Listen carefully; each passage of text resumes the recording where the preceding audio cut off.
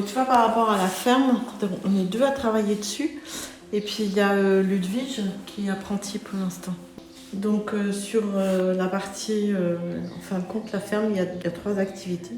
Il y a l'élevage, les céréales et puis la partie semences potagères. Mais les semences potagères, on les a transférées à quelqu'un qui s'est installé. Donc on s'en occupe plus aujourd'hui. Sur les céréales, c'est classique, hein, maïs, blé, tournesol, voilà. Le tournesol, le colza et la cameline, on les transforme en huile. Et toute la partie élevage, on vend tous les animaux en vente directe. On est en agriculture biologique. On essaye de réfléchir à la fois sur l'aspect économique, préserver l'environnement, rechercher l'autonomie, c'est-à-dire qu'on va faire en sorte qu'on n'ait pas plus d'animaux que de nourriture qu'on peut produire. On n'achète rien à l'extérieur, mais tout est produit sur la ferme. Et puis avoir un revenu suffisant pour vivre de notre travail. Donc, participer à l'épidémie du territoire, c'est quand on agit par exemple le marché de Saint-Sauveur, choses comme ça. Nous, on essaye de faire des choses de façon à ce que ça participe plutôt au territoire. Ici, tu as la partie aliments des animaux. Parce que l'été, ils sont, du printemps jusqu'à la fin de l'automne, ils sont qu'à l'herbe. Mais à l'hiver, on complémente avec des céréales et on aspire ici et hop, ça va dans ce moulin et ça tombe dans un bidon qu'on emmène pour nourrir les animaux. Après ici, là, c'est la récolte que tu fais. Donc tu verses ici la remorque de tournesol dans cette cuve là, mais qui est dessous, d'accord? C'est aspiré ici et ça va dans ce matériel qu'on appelle un séparateur. Lui, il va trier les graines de façon à ce qu'il y ait les bonnes graines vont sortir ici et vont être envoyées dans les cellules. Ensuite, elles sont montées dans la presse. C'est l'outil que tu vois là, en bleu. Ouais. Après, au bout de la presse, ici, on retourne dans des bagues, ce qu'on appelle des tourteaux.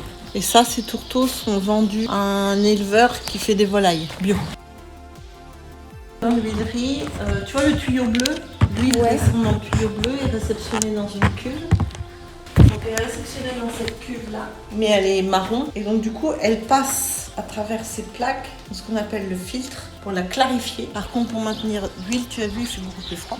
Parce qu'il faut la maintenir à une température plus basse, sinon elle rancit. Donc voilà à peu près l'huilerie, comment ça fonctionne. Donc Philippe est parti broyer des terrains parce que comme il fait très chaud, ce qui s'est passé, l'herbe elle est tout de suite montée. Et les vaches ont certains endroits, elles ont mangé le meilleur mais elles ont laissé le reste, pas parce que c'est trop dur. Il est parti broyer, là dès qu'il y a de la pluie, ils repartent bien à la base. Comme il fait très très chaud, il faut donner à boire aux vaches plus. Puis j'ai parti donner à boire aux vaches. 95 hectares, voilà, 46-47 hectares de prairies de fourrage et puis on a à peine 50 en céréales. Je crois que ça fait une quarantaine.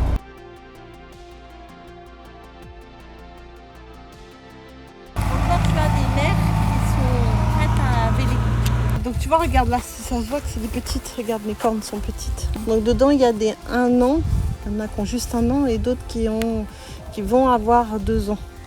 Et donc à partir de 2 ans, je les présente à un taureau.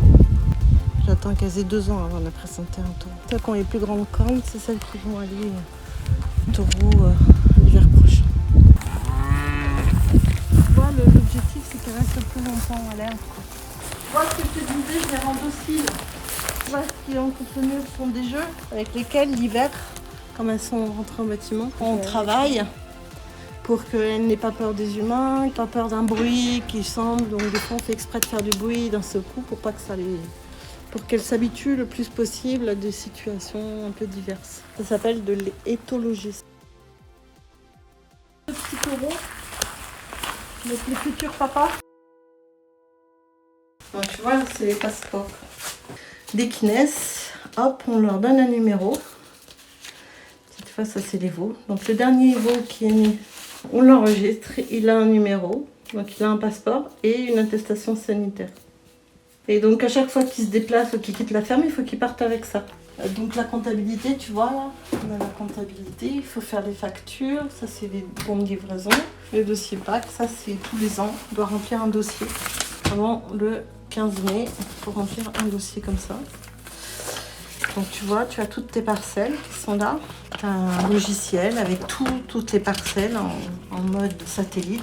Et donc tu vois, là, tu dois faire toutes les parcelles avec les surfaces. Qu'est-ce qu'il y a sur cette parcelle? Voilà. Nous, une année, on a eu une erreur. Et ben, pendant 6 mois, on n'a pas touché les subventions de l'Europe. Parce qu'on est subventionné par l'Europe. L'agriculture ne peut pas vivre de son revenu. Et là aussi des subventions de l'Europe. Et sur une ferme comme la nôtre, ça représente 40 000 euros. Ça, c'est plutôt Philippe qui s'en occupe. Moi, je fais plutôt la comptabilité. Et puis moi, j'ai en plus le suivi là, ici.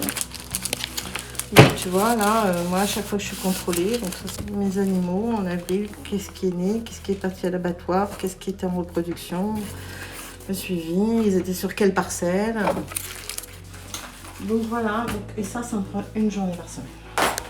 Et tu vois, la comptabilité, ça nous fait 4 classeurs. Parce qu'il y a la comptabilité de la coopérative, il y a la comptabilité du compte bancaire. Et puis après, il y a la comptabilité du compte, la caisse, quand tu vends sur les marchés. Dans l'agriculture, c'est vraiment la partie administrative qu'on oublie complètement. Certains agriculteurs considèrent que c'est pas du travail. C'est du travail, enfin je veux dire, ça fait partie au même titre que tu laboures, au même titre que tu coupes du foin. T'as de l'administratif à faire quoi.